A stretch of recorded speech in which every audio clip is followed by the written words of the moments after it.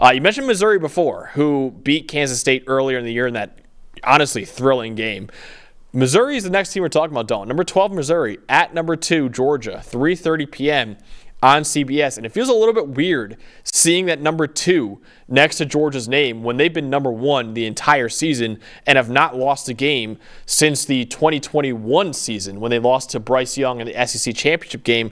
Now, really, the storyline is, can Georgia reclaim number 1? Because like we mentioned at the top, the only reason why Georgia is not number 1 in the country right now is their resume. They still have not played a top 30 team in the country, according to PFF's power rankings.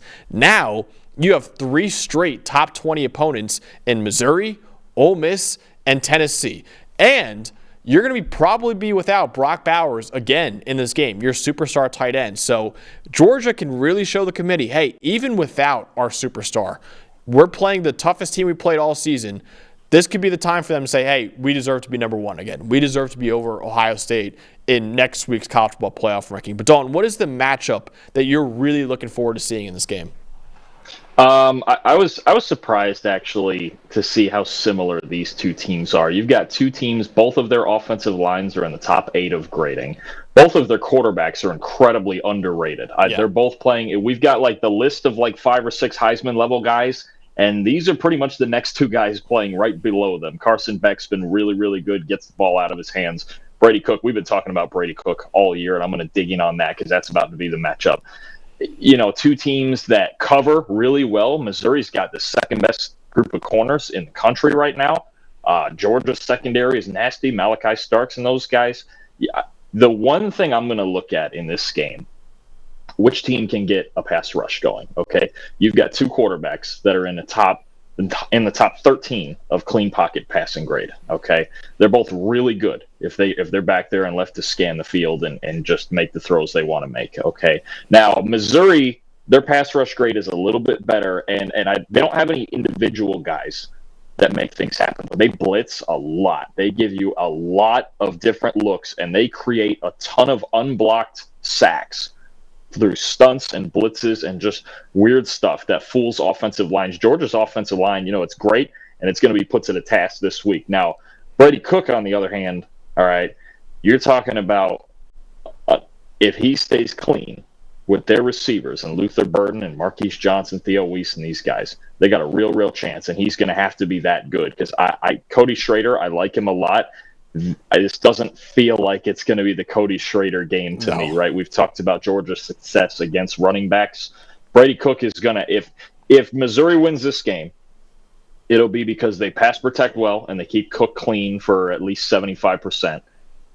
And then Luther Burden's the best player on the field. Right. But it's going to start with pass protection, all right? Georgia blitzes a decent amount too, but we've talked about before, the pass rush is really the one weakness on this Georgia team. Now they've picked up, I believe it's 10 or so sacks in the last 2 or 3 weeks, 10 or 12 sacks in the last 2. It's picked up a bit, but it's just not dominant. They have not found any dominant pass rusher. So go ahead. No, I was going to say, dude, they're 82nd right now in pressure rate. Like, it's insane. Like, it's not even like this is like, oh, it's like a top 30 pass rush, but it's not the elite ones we saw in the last 2 years. No, it's bad. It's a below average pass rush they have right now. And that's with some improvement in the last 2 or 3 weeks. Before that, it was in the 90s, I believe. Like the first 6 games was in the 90s.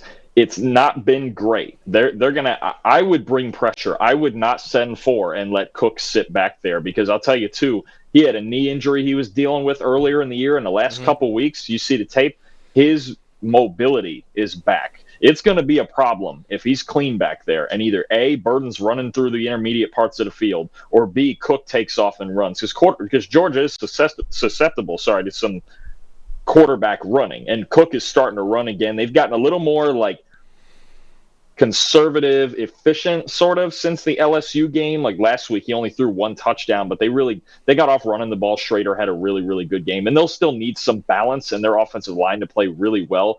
But I think the keys to this game, especially on Missouri's side, is pass protection. And they're a good pass protecting team, right? Javon Foster, we've been begging for him to go in the first round and things like that. But this game, it'll be at a premium. Because you don't want to be throwing the Georgia secondary under pressure, right? And I think he's going to, if Missouri is to win this game, he's going to be protected well, and Luther Burden will be the best player on the field. You stole the exact matchup from me. So my big matchup, besides the pass rush, I think is a great point by you, that Georgia, yes, they need to get after Brady Cook in this game. And it's going to be hard because Missouri, right now, 10th lowest pressure rate allowed in the Power 5 this season. Missouri's offensive line has been great. My matchup is Missouri's passing attack, meaning Brady Cook and those receivers, obviously Luther Burden third at the forefront of it, against Georgia's secondary, man. You see that graphic right there. Missouri, 7th in the country, averaging 9.5 yards per passing play. Georgia, 3rd in the country, averaging 4.5 yards allowed per passing play. So you got strength on strength, man. We mentioned how the pass rush for Georgia is well below average. The secondary is still elite. This is still an elite secondary. Malachi Starks, the safety there, is probably the best safety in America right now. He has really, really been good. He's the only safety in the country who has a top 15 coverage grade and a top 15 run defense grade. But you mentioned, man, Brady Cook, 20 big-time throws this season. That's tied for 3rd among all quarterbacks in the country for a guy that was not throwing the ball well downfield in the past. Now, he has been incredible throwing the ball downfield, and a lot of it has to do with Luther Burden III, who leads the Power 5 with nearly 4 yards per route run. Right now, 3.92. And he has 525 yards after the catch this year, which leads the Power 5 as well. So this is a big matchup for me, Dalton, is whether or not Georgia's secondary can limit the big plays from Brady Cook, Luther Burden III, and those other group of receivers that Missouri's got. Because unless they send blitzes a lot, I don't really think Georgia's pass rush is going to be able to get home as well with just 4 men rushing the passer. Yeah, and I think they should dial it up. And you mentioned Cook with the 20 big-time throws, 16 of them from a clean pocket. That's the second most in the Power 5 behind Drake May. Only Drake May has more from a clean pocket. So there's a lot of elements. Look, if I was Missouri, I would go tempo. I wouldn't huddle up and let Georgia get in all those blitz packages because they're not great rushing with 4. I would go tempo, get the ball out quick, make some of those yards after the catch happen. And if Georgia decides they're going to start blitzing in quick situations and go man-to-man. We saw it last week against South Carolina. And really every week. When teams go man-to-man against Missouri, they're going to throw over the top. Yep. They're going to do it. They're going to take shots with Burden and Johnson. They got 2 of them last week with Burden that were really, especially the touchdown early was a huge play, probably the biggest play of the game against South Carolina. They're going to, if you show them press man, they're going to go over the top. If you show them zone, they are so, I'm telling you, I want Kirby Moore to win the Broyles Award. Because I just can't believe how unbelievably well he's coached Brady Cook after what we saw from him for the most part last year. He's seeing the coverages and he's throwing the ball to the right spots as long as he's clean. Schematically, they could cause Georgia a ton of problems. They just have to pass protect. And I'm not at all saying they're bad at it. It just has to happen. Now, I do think Georgia's answer is to ratchet it up. Go get him. Go get him. Make him rush a little bit. Because usually right now when you blitz him, Cook's going to take off running. He's not going to throw through it.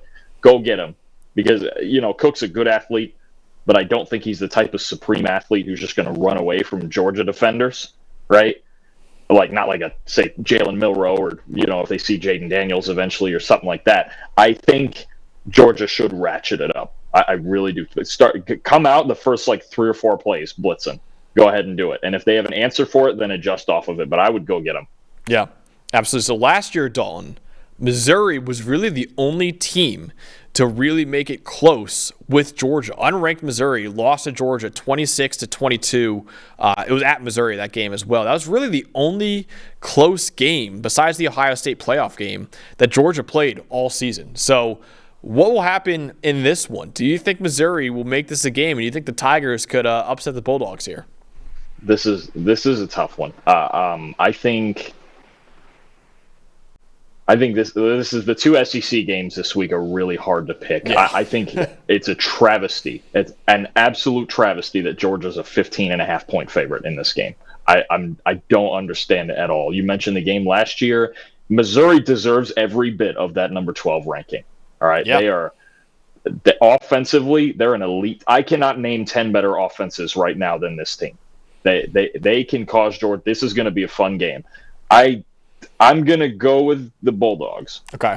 And I think there's one distinct difference between the two teams, and that's going to be Georgia up front on their O-line, especially in the running game. against Missouri's front seven. Okay, in the pass rush, Missouri, they can create pressure, schematically, stunts, blitzes, that stuff. There's not a ton of answer in the run game. Okay, they kind of the run game, they kind of line up and play it safe. They can really cover, they can rush the passer, but it's based on passing and stopping the pass. It would really benefit Missouri to get ahead in this game early. If Georgia has the same success just running straight at Missouri the same way they did last week against Florida, because in Florida they don't run fit well and they get overpowered. The entire basis of what happened last week with Georgia and Florida is just their offensive line blew away Florida's front seven. Yeah. Okay. Missouri, that's a problem for Missouri. It's really not great. Their linebackers rank 112th in grading. And that's a real problem because Georgia's line can get on the second level. If Georgia takes the ball early and they just start running it down Missouri's throat with a lot of success, they're going to have major problems because I think they can cover. McConkey and Lovett were great last week. I think they can really cover, and I think they could cause problems with the blitz game if they get Georgia in third and long. But that's such a big if. You have to. Georgia's foundation is still the run game. Dejon Edwards. I think that's going to be the difference. They're very patient. They wait for their moments to strike with big plays, but their run game is what sets the tone. I think it's going to be a good game. I've seen no reason that this should be a 15-point spread. I'm going to take Georgia 34-26, and I think Missouri's going to put a scare into them again. If Missouri wins this game, which wouldn't shock me that much, the stars, Cook, Burton, the corners, the guys we know about. I think Georgia is the safer bet here with their O-line and their run game. I think so too. I think, and that's surprising that Missouri's linebackers grade out that low because I actually had Missouri as a top 10 linebacker unit entering the season in the country because I love Tyron Hopper, who's really been disappointing this year. Chad Bailey has actually played really well, who I really liked before, but he's been banged up a lot this season. So that's unfortunate that they're not playing as well. Tyron Hopper especially has not lived up to the hype that he really had. Missouri's secondary I like a lot too. Chris Abrams-Drain we talked about before. He's had a great year. Ennis Rakestraw Jr., the other corner, has had a really good year. Their safeties are solid as well. But I agree with you. I think Carson Beck, man, is... You mentioned how Brady Cook's criminally underrated, and I agree with you. Carson Beck might be the most underrated quarterback in the country right now. He has the second best passing grade in America, behind only Michael Penix Jr. And Carson Beck is like almost nowhere to be found on Heisman lists right now. I don't think he deserves to be a top 5 candidate yet, but I'd be hard-pressed to not see him at 6 or 7 probably. He showed a lot in that Florida game, man. I know Florida's secondary is well below average, but without Brock Bowers, it looked like business as usual for Carson Beck. 315 yards, was finding Ladd McConkey. I have really been impressed by him. I think I agree with you. The Georgia run game could be a big factor in this one. 34-24 is my final score. I do think Missouri will be able to get some big plays with Burton, but also that Georgia secondary is elite, man. And I know the pass rush is going to struggle probably for Georgia unless they dial it up and blitz heavy, but I still think Georgia is going to come out on top in this one, and they'll create a compelling case to the College Football Playoff Committee